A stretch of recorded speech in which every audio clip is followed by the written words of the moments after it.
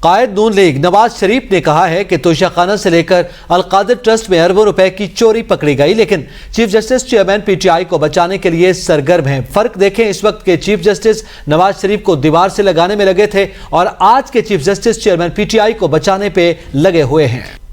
خانہ سے لے کے تو القادر ٹرسٹ تک جس میں اربوں روپے کی چوری پکڑی گئی ہے، اس کو بچانے کے لیے سرگرم ہے چیف جسٹس آج کے۔